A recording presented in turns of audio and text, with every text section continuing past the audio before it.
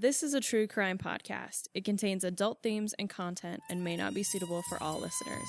Listener discretion is advised. When a guard would stop and talk to you, you used to stand back and you would yell so people could hear what you were saying to that guard as they walked by or within the vicinity. But he knew what a convict was going to do before they thought of it themselves. He'd just been around that long, and he was tough. They'd find Sprocky in about every conceivable place you could imagine, which we would, of course, dump. They'd wait until everybody was locked up, and he would open his door, run down to cell one, and get a bugler can full of Sprocky and take it back to his cell. She had a kind of a hypnotic power. There were a great many wild cats around the penitentiary, and most people couldn't get near them. But she would stand in the doorway of the cell house and say, "Kitty, kitty, kitty," and those cats would go to her.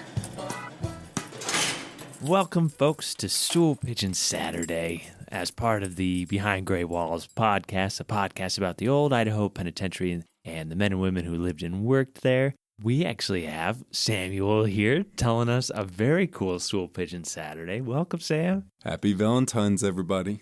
Oh, it's a love story. I love it. Hey, Sky, how are you? Hi, I'm good. So exciting to have Sam as a guest on Stool Pigeon Saturday. We've obviously never had him on the podcast before. Yeah. So, Sam, are you nervous for your first ever episode? I'm very nervous. I just have too many stories, Sky. I can't fit all my stories into the regular episodes. Bursting at the seams. I love that. That's awesome. For those of you who are listening to this today on February 14th, 2026, I don't know. Boise's a pretty cool place, but Anthony, do you have any suggestions of what a couple might do on a day like this? Prison? Come to the old pen. It's Romancing the Pen, and we are open late. Come on down, take your date for a tour and a presentation, a scavenger hunt. It's going to be a really good time, and we always have warm drinks, and yeah, it's a nice place to bring your ball and chain. Nice. Your organ boot, as it were. Or your organ boot, yeah. Could you make merch that says Valentine's Day plans, ... prison, and see how that sells? Well, and there's so many good stories that connect to love. Betrayal stories like Fred Bond and Jenny Daly, or marriage gone wrong like Lyda Southard. But there's also like some really romantic stories. And the one I'm sharing today is one of my favorite to ever talk about during this time, is just because it is remarkably romantic. Well, let's get to this remarkably romantic story, Sam. Yeah, and you know I love a romance movie, so I do have high expectations. Yeah.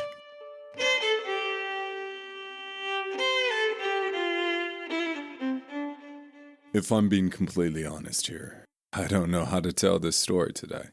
Better researchers and historians than I have tried. Both of these individuals celebrated and fabricated their exploits while remaining silent or vague about their real pasts. Because of this, despite the many books written on each of them, there is a lively debate about who they really were, with their own words becoming some of the most unreliable sources. But I'm not here today to try and reveal any hidden truths. I'm not even interested in telling you their life stories. What I want to share most with you today is their love story. But even that was never really meant to be. She was a dance hall girl, a so-called soiled dove. He was a cowboy and a hired gun. No matter how deeply they might have cared for one another, they never got their timing just right.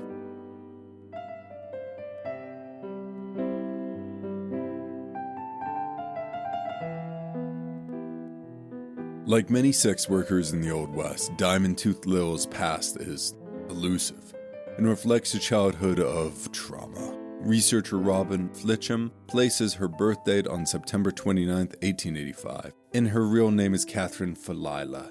Jan Mackle records Lil's birth date closer to 1877. Lil is also credited to having been born in France, Montana, and Eastern Europe.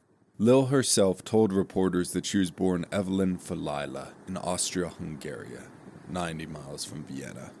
Due to the public upheaval in Hungary, Lil's family immigrated to the United States and settled in Youngstown, Ohio, where her father found work in a steel mill.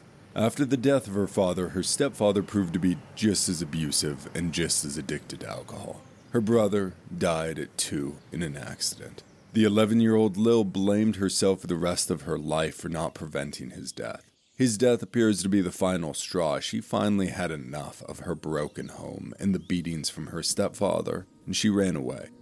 At age 13, she married a young man named Percy Hildengard, who she claimed to be a train man in Chicago. But after Percy's parents learned of the marriage, they had the wedding annulled, and the 14-year-old Lil went on to find work in dance halls. At 15, she moved west. Despite her very young age, there were many in the West who were willing to overlook this to have a wife. And Lil married again, but this ended in divorce. The next marriage and the next to follow ended the same way. But as the years went on, Lil discovered she was making more than enough money to support herself without a man. Her beautiful, powerful voice helped her find work quickly, and she made her way along the West Coast, where she sang, danced, and worked as a prostitute. She credited her untamable spirit to her heritage, saying, I am part Bohemian, so I guess maybe that explains a lot of things. But as Lil began to grow first into a young woman and then into one of the most sought-after dance hall girls in the West, Idaho experienced bloodshed as the range wars grew even more violent. Starting in 1880, sheep herders began to flock to Idaho. Pardon the pun. Basque, Scottish, and members of the Church of Jesus Christ of Latter-day Saints attempted to build livelihoods on the backs of these woolly animals. However, the cattlemen were quite uninterested in making room for their new neighbors. Cowboys believed sheep overgrazed grass and polluted streams. The battle over who got the rights to this land began a range war. One of the largest cattle groups of southern Idaho, the Sparks-Harrell Cattle Company, began to hire mercenaries to intimidate the smaller shepherds. In 1895, Bill Trotter hired a new gun. Loud, mean, and tough, he remained vague about his past, giving different states and years every time he was asked where he was born. Even his name was probably a lie. When another cowboy asked his name, Bill Trotter gave the gunman a new one. His name is Jack. He says he came from the Diamondfields. I guess we will call him Diamondfield Jack. In the years to come, Jackson Lee Davis, who then became known as Diamondfield Jack, proved to be just as good with his six-shooters as he claimed, and he began a campaign to terrorize the Idaho sheep herders. But the sheep herders were much tougher than the cowboys gave them credit for, and they were not without their gunslingers either. Bill Tolman refused to be intimidated. Fast with his guns and not afraid to use it, he would see to it that the cowboys stayed off the sheep land. Diamondfield soon learned Tolman had set off to face him personally. One day I received word that he was coming to the ranch to get me, so I made up my mind. I met him halfway. The talks and threats had gone far enough. It was time to see which one of them was faster on the trigger. Diamondfield told his fellow cowboys, I'm going to kill someone this summer, or someone's going to kill me. On November 9th, 1895, Diamondfield Jack met Tolman on the road leading to camp. Tolman carried a Winchester rifle on his steed. The men exchanged a brief greeting before going for their guns. Diamondfield's draw proved faster, but instead of shooting to kill, he shot Tolman in the arm. That was how I got the drop on him about 5 miles down the road. When he tried to draw his gun, I beat him to it and sent a bullet through his arm. Now, according to Tolman, Jack left him there to die. According to Diamondfield, he helped the now disarmed man off his horse and gave him medical care. I'll let you choose which one you believe. Either way, Diamondfield knew he needed to get out of Dodge and let the heat cool down here in Idaho. He fled south. After assaulting a police officer in a drunken brawl, he received a sentence at the Yuma Territorial Penitentiary. But everything changed on February 16th, when the bodies of 2 sheep herders were found near Oakley. Of course, the victims of the range war were both young, beloved men in their community, and Idaho became outraged over the deaths of Daniel Cummings and John Wilson. Their headstones read, Death is certain, the hour unseen. Why did they kill them thus, so sudden? Pin them on death's until lances. Why pluck the flower just in budding? Why didn't they give the boys a chance? Assassinated while on duty, sadly, in the early springtime. Did we lay them away to rest, away from this cold, unfeeling dim, safe away among the blessed? Locals believed only one man capable of this crime. After a $3,000 bounty was established, it led to Diamondfield Jack being extradited back to Albion, Idaho, to stand trial. With a young William Bohr as the prosecution and the incredible James Hawley as the defense, the trial became one for the ages. Diamondfield Jack found himself in an especially unique situation as he stood trial for the first time on a crime he was totally innocent of. However, despite his strong alibi and the lack of evidence, his reputation was more than enough to condemn him. The jury took less than 2 hours to find him guilty of murder in the first degree. Judge C.O. Stockliger sentenced him to death. But as Jack began counting down the days to his death for a crime he had not committed, Lil was still finding her place in the world. Lil shared a short and passionate romance with Charlie Kid McCoy, a prize fighter who went on to become the world middleweight champion, a Hollywood actor, and was eventually sentenced to prison for killing a married woman whom he had been having an affair with. Lil did not look back and continued to tour throughout the entire United States. I've covered the continent on the dance floors of America. Outside of her stage performances, you could most frequently find her in saloons and brothels, where she not only worked in one of the world's supposedly oldest trades, but also began to work as a madam as well. She became known far and wide for her beauty and charm. I have seen fortunes won and lost at cards and at faro. In the old days, money was easy to make, and it was spent just as freely. As we're discussed later in the podcast this year with the story of Banjo Nell on the episode about Jack Campbell, many sex workers lived difficult lives and were unable to escape poverty. But Lil seemed to be an exception, gaining fame and recognition. With there are dozens of versions of this story, the one Lil seemed to favor the most goes something like this. Lil, never above a little gambling herself, knew how to call it bluff. And when a Reno dentist claimed a horse Lil knew could not win would do just that, Lil went on to prove him wrong. After she won, as she knew she would, she took her payment in a diamond in her front tooth. This became her trademark and defined her for the rest of her life. And she knew it, telling a reporter, "This stone has made me more dollars than I have hairs on my head." In fact, she began to wear diamonds of all kinds, saying, "I used to have diamonds on every finger and draped around my neck, and when I was broke, I'd hawk 'em." But the same theme that made her stand out also ended up permanently blurring her life with that of many other sex workers in the West who also wore diamonds in their teeth. In the cold mountains of Klondike, Alaska, Nora Ornstein began going by the name Diamond Tooth Lil. Also from Austria, this woman, often referred to as Klondike Lil, worked in brothels in the Yukon town of Dawson. There, in addition to the diamonds in her teeth, she wore a snake bracelet of 125 diamonds in her arm.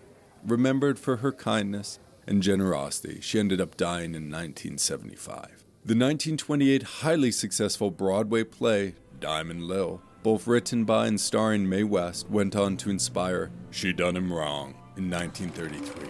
The film was a box office success, grossing $2 million domestically and a budget of $200,000.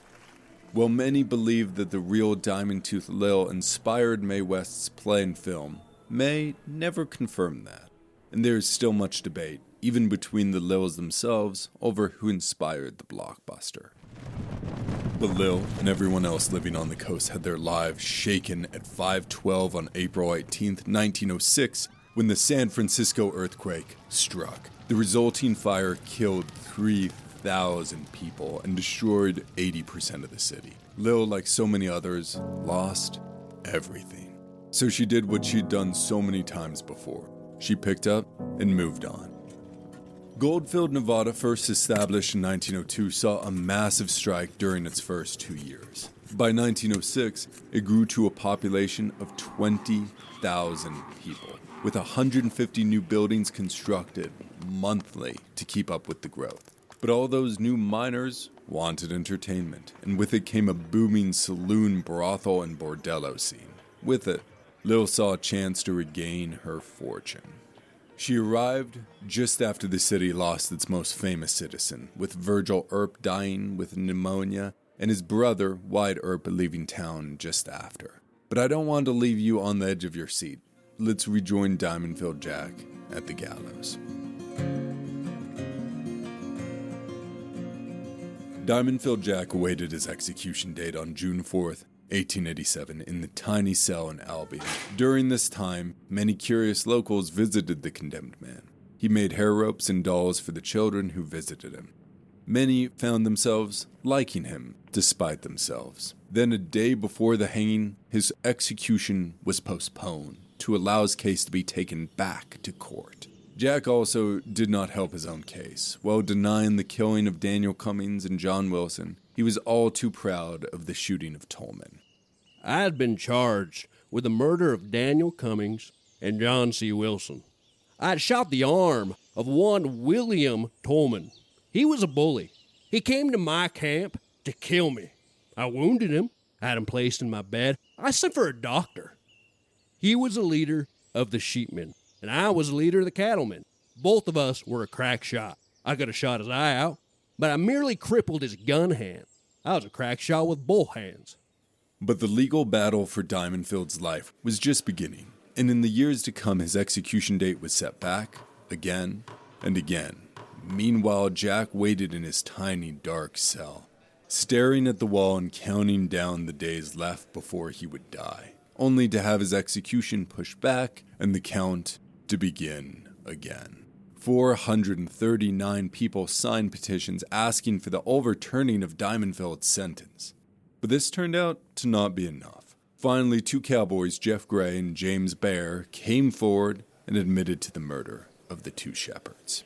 While some locals were skeptical, believing these men were paid to take the fall for Diamondfield, they were both put on trial and found innocent on the grounds of self-defense. Now, with two other men tried and released for the very same crime that got Diamondfield sentenced to death, you might think that would be the end of it, but you'd be wrong. Many still wanted to see him hang, and Diamondfield remained behind bars. A year went by, then two.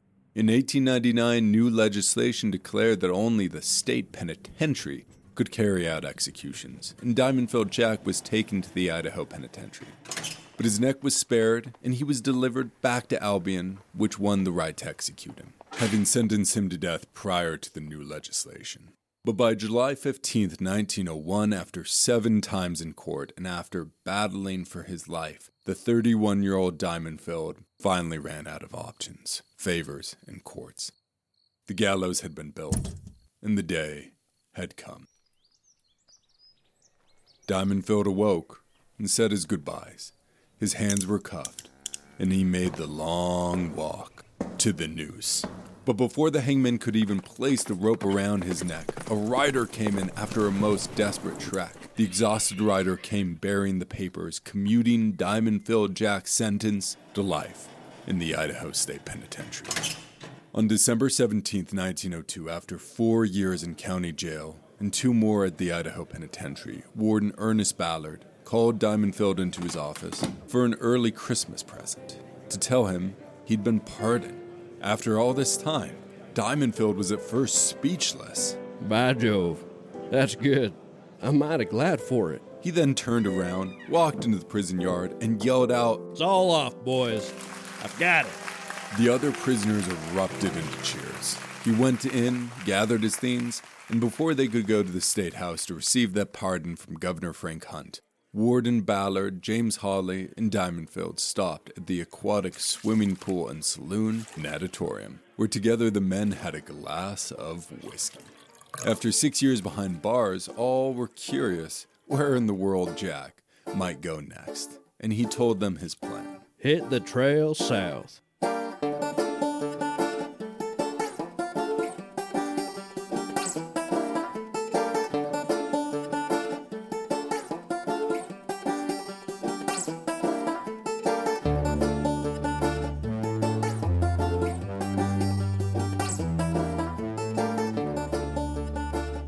All were in agreement the gem of Goldfield was none other than Diamond Tooth Lil. Harry Drago, an early Western movie director, described her by saying she was a hardy, robust, beautiful brunette with raven black hair. Lil, 20 years old, had long dark hair that she wore up in an elaborate hairpiece. She wore the fanciest dresses she could buy, which hugged her curves and sported a remarkably low neckline, revealing her shoulders and neck. Whoa, Sam, this is a family podcast. Neck and shoulders. Oh my gosh. Scandalous. She was adorned in diamonds, carried a pistol on her waist, kept a large cigar in her mouth, and she wore a smile that could make a grown man melt. And it did. Lil's beauty and business savvy continued to help her find success in a town where a high-end entertainer earned $100 a night. About $36,000 in today's currency. With Lil's status in the trade, she knew many of the high rollers in the city, and very little surprised her anymore. Then one day a man walked in the bar who permanently changed the direction of her life. There was a man. He was wore 2 big guns, one on each hip, always had 2 or 3 bodyguards around, and always set up champagne for the house whenever he came to town. Diamondfield Jack experienced several remarkable years after coming to Nevada. First came mining success in Rawhide, then Belmont, and finally Goldfield. The Diamondfield Gold Mining Company he founded saw huge success, and Diamondfield Jack became one of the richest men in the state. He eventually bought the cafe across the street from Lil's brothel, wearing a fine suit, a Stetson hat, a large mustache, 2 6-shooters on each of his hips, and diamonds lining his fingers. He was a hard man to miss, and one Lil likely knew by reputation long before she met him. Still, meeting him was another thing entirely.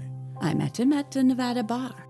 He loved to gamble and would play hour after hour. It was nothing to see $5,000 or $6,000 on the table when Diamondfield Jack sat in the game. The newspapers, which we do need to take with a little bit of skepticism, imply it was love at first sight. But if Lil's heart skipped a beat when she met him, Diamondfield's must have stopped entirely. One look from Lil's dark brown eyes, and Diamondfield Jack, the gunslinger, the gambler, the mining tycoon, lost his swagger and was reduced to nothing more than a shy and stuttering boy at a loss for words. I guess our mutual love for diamonds drew us together. And just like that, the pair began to court. Their romance may have been short, but while it lasted, their passion burned bright. Diamondfield Jack was absolutely in love with Lil, and their lovesick puppy-dog romance would be remembered by locals for years to come. Staring down the noose on 2 separate occasions permanently altered the makeup of the man Jack Davis. This new Diamondfield never told lewd jokes, used vulgar language, or tolerated any disrespect towards women, traits that he most certainly did not have prior to prison. Diamondfield gave lavishly, paying medical bills for those who could not afford them, supplying fuel to struggling families, and frequently giving to anyone in need. He gave his money away so recklessly that, along with his constant gambling, it contributed to his eventual financial downfall. But it does not appear that he cared. Believe it or not, Diamondfield Jack had become a truly kind and compassionate man.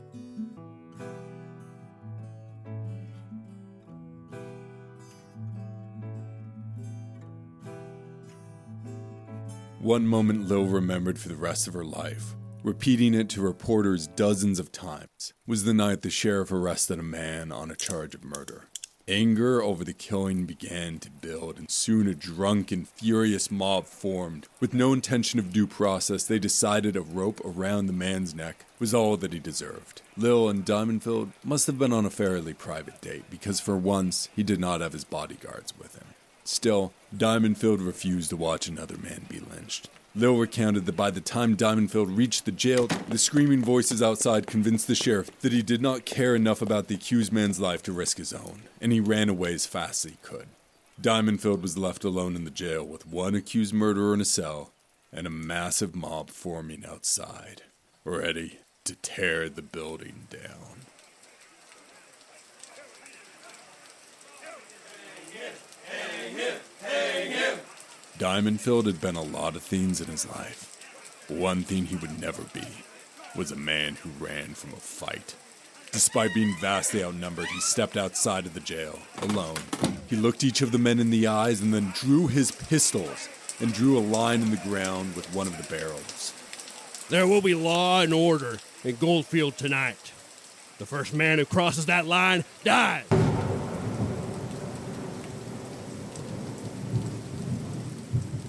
The mob grew uneasy and began to look at one another.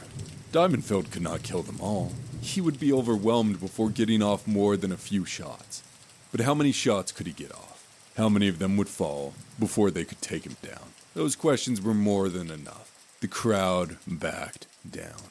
Lil must have been greatly relieved at their reunion, and this moment of bravery, risking his life for the sake of another's, stayed with her for the rest of her life. But the couple shared more than just drinks and kisses. According to Diamond Tooth Lil, Jack Davis did something with her he had never done with another person before. He finally let down his guard and told her who he really was and where he'd come from.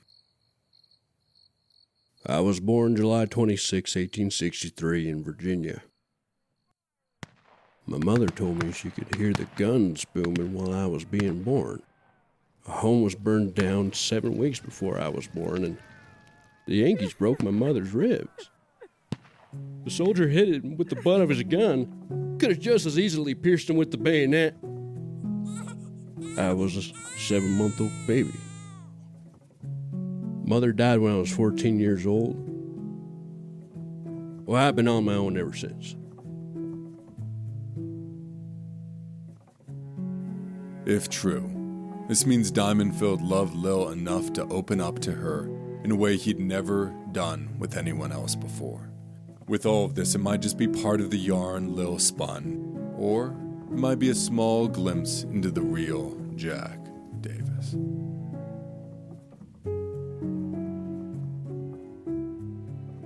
But as mining became more industrial, more workers started demanding more rights.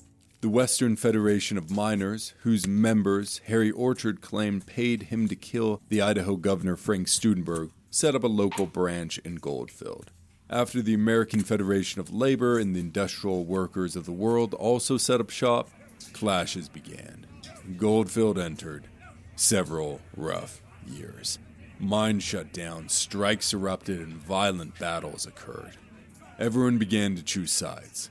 Diamondfield Jack, now a mine owner, fought against the Union, claiming he did so on behalf of law and order. Violence followed. Diamondfield Jack always wore 2 big guns, and he knew how to use them. He never did ask for trouble, but when it came, he didn't back up 1 inch. Soon, Diamondfield would have to prove his skill with a gun firsthand. And he was quick with those guns. One night, for instance, a labor dispute arose. Gunfire started, and all of us put out our lights. Come on!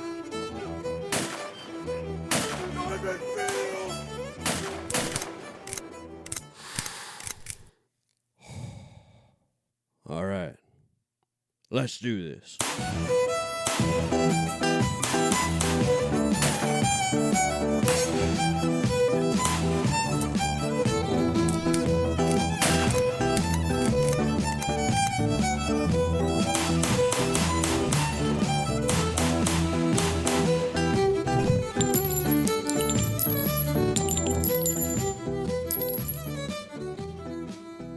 The next day, Jack was credited with killing 16 of the men who were shot that night. I was hesitant to even share that quote, due to the fact that I could find no other sources to collaborate it. During 1907, the most violent year in Goldfield, many men were assassinated or killed at night by unknown assailants, but never 16 in one fight.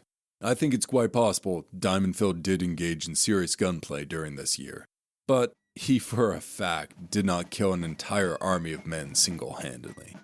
On December 4th, President Theodore Roosevelt called in federal troops, which quelled the majority of the violence, once and for all. But nothing lasts forever. Goldfield itself was fading. By 1910, its population dropped to 5,000, losing 75% of its original population. By 1950, the town practically became abandoned, claiming only 336 residents. Long before that, Lil decided it was time to move on.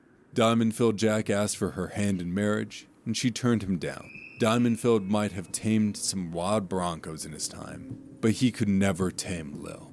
They eventually parted ways, though Lil always looked back on their time together fondly. Lil went to Greenwater in Death Valley, Nevada, Mount Vernon, Washington, before coming to Idaho. World War I began and ended. During this time, Lil had her first and only child, a baby she gave away fearing she was not fit to be a mother. But in boxing's roll of honor, none stands above those of Jack Dempsey and Joe Louis. The date, July 4th, 1919.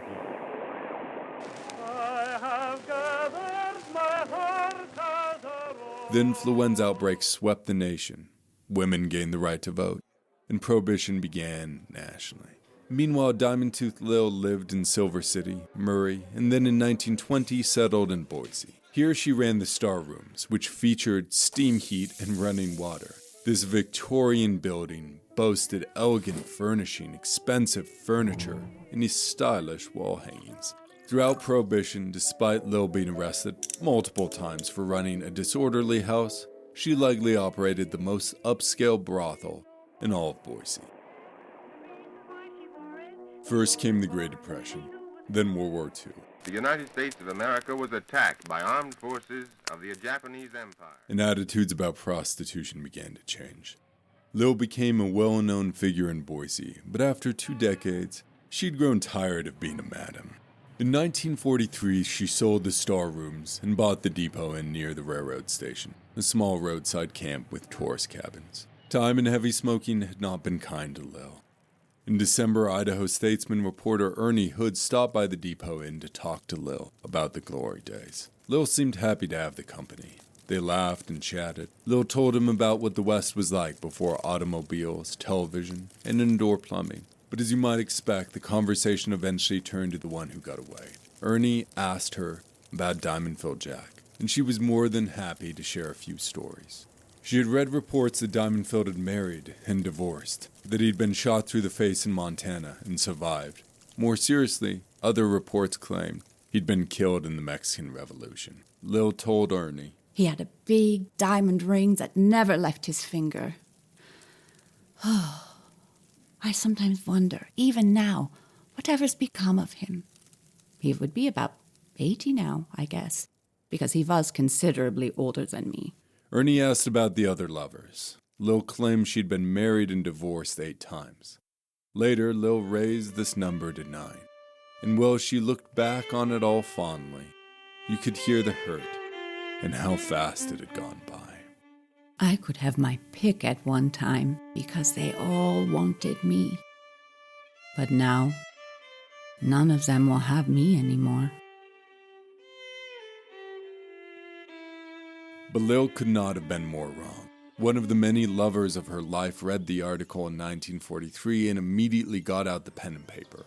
I don't have any idea how many times he wrote and rewrote that letter, but just 1 week after the publication, Lil received an envelope from Diamondfield Jack. Jack, still alive, was thrilled to hear from his long-lost love. In the years since they last spoke, Diamondfield Jack had lost his entire fortune, fought with the rebels in the Mexican Revolution, and traveled all throughout the West. He now lived in Las Vegas, and as perhaps the most shocking sign of the changing times, he had shaved his trademark mustache. In the letter, he remained optimistic about his lack of finances, saying he was find my way to the top. I got some very likely looking prospects. But more than anything, he wanted to see Lil, and implored her to come to Las Vegas and see him again, signing the letter. Your friend, through hell or high water, Diamondfield Jack. In January of 1945, Lil once again stepped into a smoky gambling hall in Las Vegas, Nevada. She scanned the sea of faces, looking for a stranger she once had known so intimately. By then, the Old West had faded into myth, and both of them were relics of a bygone era. Time had taken its toll on both of them, each seemingly left behind by this new and fast-paced world. Diamondfield Jack, possibly filled with the same unexplainable nervousness Lil had brought out in him so many years prior, might have worried if she would even come and see this silly old man. Then, he spotted her searching the crowd. But when he saw her, he did not see a stranger. She was the same Lil he'd fallen for 4 decades earlier.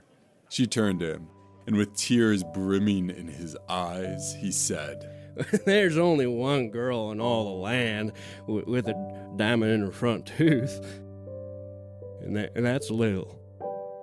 Well, my dream girl." They approached each other cautiously, after so many years apart, and hesitated before speaking. Remember when... Oh. Remember when... And suddenly it was as if no time at all had passed between them. Champagne flowed just as it did when we were both young and reckless. Later, when asked about the reunion with her sweetheart after so many years, Lil told the papers, "We have much to talk over, all right." But after laughing, crying, and walking down memory lane together, Diamondfield surprised her by asking, once again, for her to marry him. He asked me over and over again, but he won't leave Las Vegas, and I don't like it there. There's only one main street, and there's too much gambling and drinking.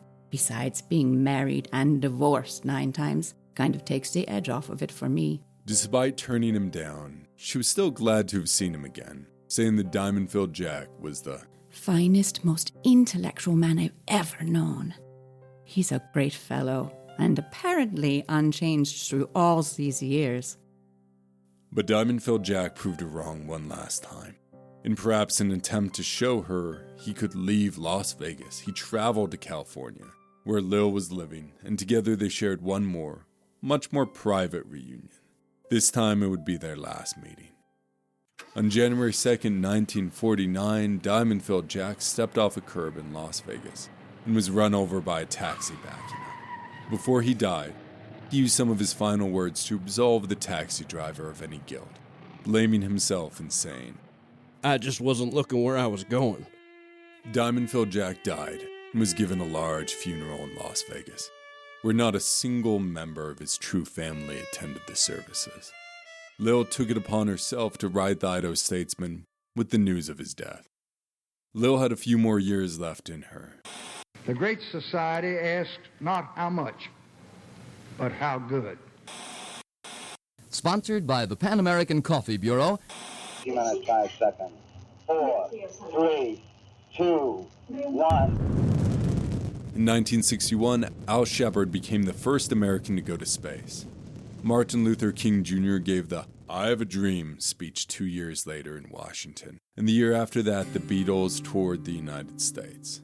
Lil remained the same woman to the very end, unapologetic, proud, and kind, asking, "When I die, I want the tooth sold at auction and the money given to the children's home." And on September 3rd, 1967, she died at 89.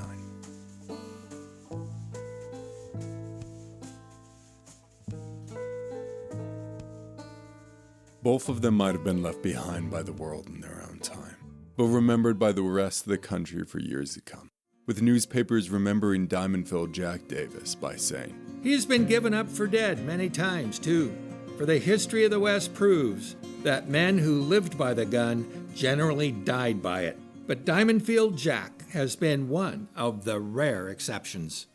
The Elko Daily Free Press remembering Lil by saying, Diamond Tooth Lil in Reno. She owned a rooming house and mining camps through the West. She became the love of Davis's life. But despite the briefness of their relationship, the two became permanently linked in people's minds. It can be remarkably difficult to find a newspaper that talks about one without mentioning the other. And if nothing else, the pair remains together forever in legend. It will always be hard to gauge a couple's relationship and feelings as an outsider looking in. I don't even think this is the most romantic story to ever come out of the old Idaho Penitentiary. But I do believe that Diamondfield Jack must have died a happy man, knowing he'd been able to say goodbye to the love of his life.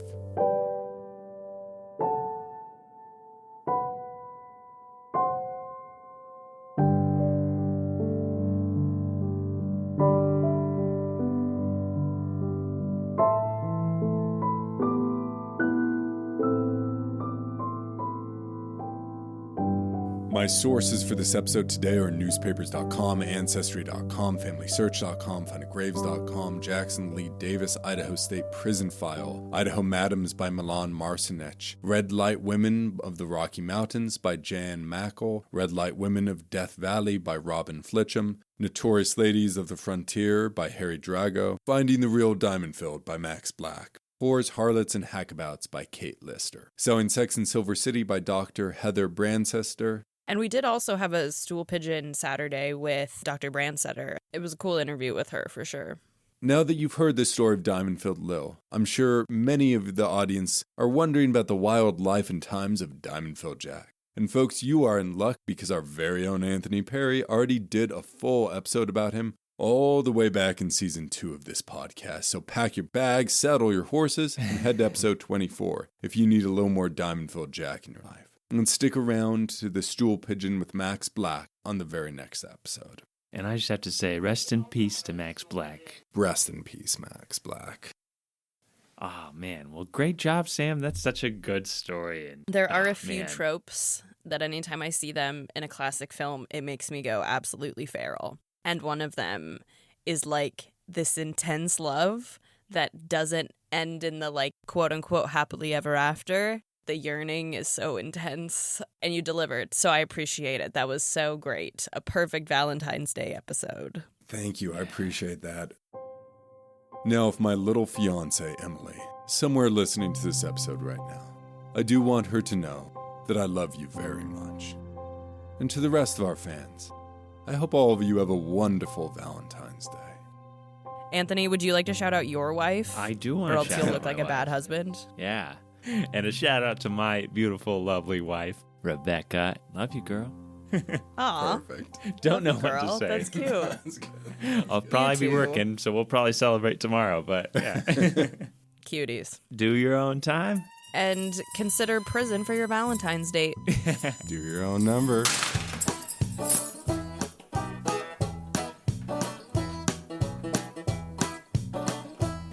A huge thank you to voice actors Liberty Leeds, Draven Brown, Jack Horkate, Kane Scaffer, Jerry Broad, Rob Goodwin, and Virgil Clark. If you enjoyed Behind Gray Walls, please rate, review, and subscribe so others can find our podcast.